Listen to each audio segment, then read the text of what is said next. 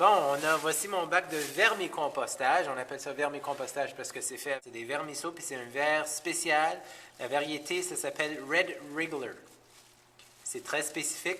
La raison qu'on prend celle-là, c'est parce que les Red Wriggler mangent de la nourriture fraîche, comme toutes les pelures de fruits, légumes, etc., les mêmes choses qu'on met dans notre compost, tous les produits verts qu'on appelle. Eux autres vont le manger. Un ver de terre, ils ne mangent pas ça. Un ver de terre, ils mangent des choses déjà décomposées, bactéries, etc. Ça, c'est pour ça qu'il faut que ça soit ce verre-là. Tout ce que ça prend, c'est un contenant comme celui-ci.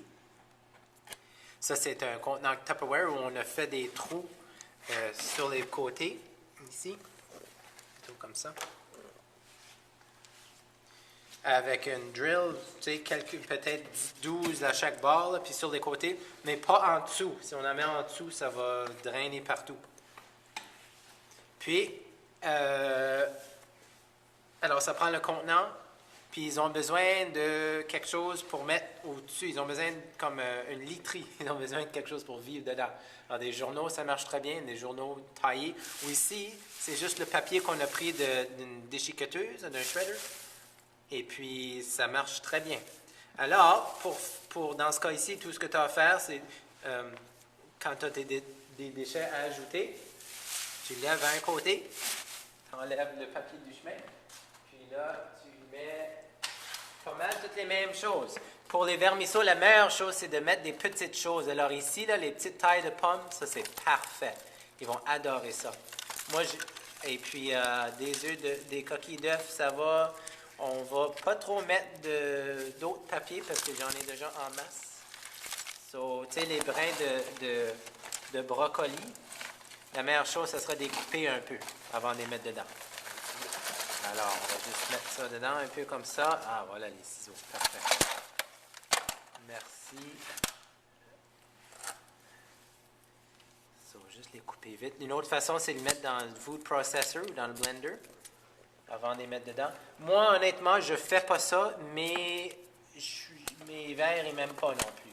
Ils ne sont pas contents. Ils survivent, mais ils ne reproduisent pas aussi facilement. Ils ne font pas du compost aussi rapidement. Alors, c'est vraiment une bonne idée si vous avez le temps de découper comme ça. Un autre beau truc, c'est de garder vos ordures de fruits et légumes dans le congélateur.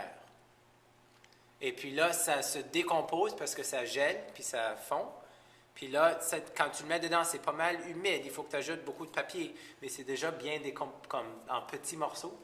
Puis là, ils vont le manger encore plus rapidement. Alors, on le met dedans, puis on le couvre. Puis une belle façon de se faire, c'est moi, je le remplis une fois par semaine. Alors, je remplis mon contenant, puis là, je le mets d'un côté, puis je couvre comme il faut ce côté-là. La semaine prochaine, quand j'aurai d'autres vidanges à mettre, je vais venir le mettre de ce bord-là. Puis là, moi, je pars pour 2 semaines. So, je vais tout de suite en mettre de l'autre bord. Puis comme vous voyez, là-dedans, il n'y a aucun déchet. Il ne reste plus de déchets du tout. Là. Tout ce qu'on voit, c'est le compost fini. Bien, ils ont manqué de nourriture, ça veut dire. Ça veut dire tout. Vous voyez comment c'est liquide, puis un peu brun, là, comme la boue. Ça veut dire que tout ce qu'ils sont en train de manger, c'est du papier. Puis c'est pas une diète santé, ça. Ça prend de la variété dans leur diète aussi. Alors, on va leur en donner en masse. Puis je vais en mettre de ce côté-là tout de suite, parce que comme je dis, je pars, puis si je les laisse comme ça trop longtemps, ils ne vont pas survivre. Ils ne vont pas sortir, ils vont juste mourir.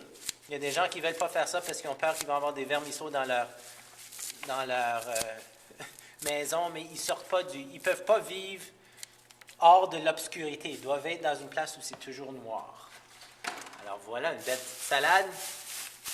On recouvre ça. Je vais même en mettre encore plus. Comme je dis, je suis parti quelques jours.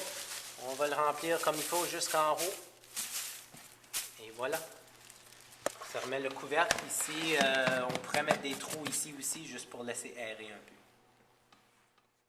Alors, il faut que ça soit à l'intérieur l'hiver. Sinon, ça va geler dehors, évidemment. L'été, ça peut rester dehors. Laisse-les pas au grand soleil, c'est tout. Laissez une place à l'ombragé. Ça peut rester dehors, en autant qu'ils ont de la bouffe une fois par semaine à peu près, puis qu'on remplit de temps en temps. Et puis l'hiver, puis c'est ça, l'été c'est dehors, l'hiver vous pouvez le rentrer dans la maison, mettre dans un sous-sol ou même dans un comptoir, comme dans un garde-robe, quelque chose, une place où c'est noir, tranquille. Puis ils vont continuer à manger, puis ils produisent du compost. Puis le compost, il paraît, est comme 6 fois plus fort, plus riche que le compost qu'on produit dans notre cour arrière. C'est très, très haut. Alors, il faut faire attention quand on s'en sert, même. Il peut être trop riche pour certaines plantes. Alors, il faut faire attention les plantes qui n'aiment pas trop la terre riche, mais il faut faire attention en utilisant ce compost-là. C'est un bon compost pour commencer une plante. Oui, c'est un bon compost pour mettre quand on transmet la première fois ou pour commencer. Une fois que ta graine a poussé, bien là, tu ajoutes un peu de ça, puis ça leur donnera un beau petit boost.